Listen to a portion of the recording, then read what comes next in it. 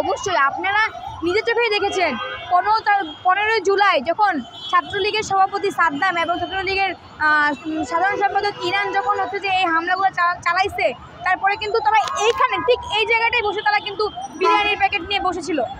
ওইখানে কিন্তু অনেক ছবি আছে, অনেক ভিডিও ফুটেজ আছে। সো আমরা স্পেসিফিকলি বলতে চাই যে ওইখানে তো অবশ্যই আমাদের আওয়ামী লীগ ছাত্রলীগের যে সভাপতি এবং সাধারণ সম্পাদক ছিল তাদের সাথে আরও যারা হচ্ছে মানে ঢাকা বিশ্ববিদ্যালয়ের যারা হচ্ছে যে সভাপতি এবং সাধারণ সম্পাদক ছিল তারা তো মেইন কালপ্রিট। অলরেডি কিন্তু সৈকতকে ধরা হয়েছে।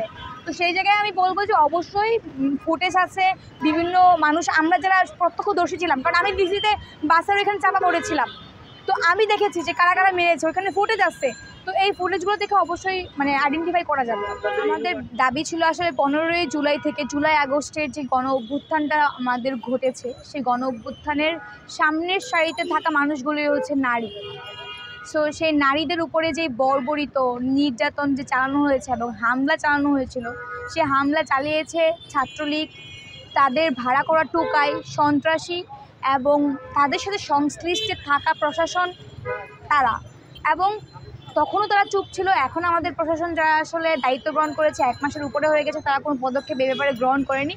এবং যারা হামলা চালিয়েছিল তারাই এখন আমাদের সাথে আবার ক্লাস করছে, আমাদের সাথে ঢুকে গেছে, সাধারণ শিক্ষার্থী প্যানেলে কাজ করছে।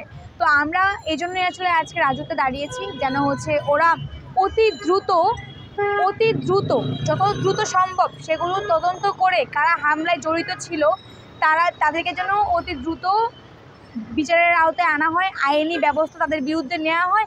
এবং সেখানে বাদী থাকবে প্রশাসন, বাদী থাকবে বিশ্ববিদ্যালয় কর্তৃপক্ষ, বাদী থাকবে পুলিশ নিজে। এবং আমরা চাই যে যারা যারা হামলায় প্রত্যক্ষ পরোক্ষভাবে জড়িত ছিল তখন কিন্তু আমরা অবশ্যই প্রশাসনকেও বলতে পারি, কারণ প্রশাসনে কিন্তু তখন চুপ ছিল, প্রশাসনে কিন্তু কিছু করে নাই, তার মানে প্রশাসন তাদেরকে সাপোর্ট করেছে। তো আমরা সেজন্য চাই যারা যারা ওই শিক্ষক ছিল, প্রশাসন ছিল, তাদেরকেও এই বিচারের আওতায় নিয়ে আসা হোক। বর্তমানে ভিসি যে আছে, প্রক্টর যে আছে, প্রভিসি যারা আছে, তাদেরকে বলবো অতি দ্রুত এগুলোর সমাধান করুন। না হলে আমাদের যারা নারী শিক্ষার্থীবৃন্দ আছে বা যারা আসলে এই পর্যন্ত শহীদ হয়েছে তারা অতি দ্রুত আবার বড় একটা আন্দোলনের ডাক দিবে।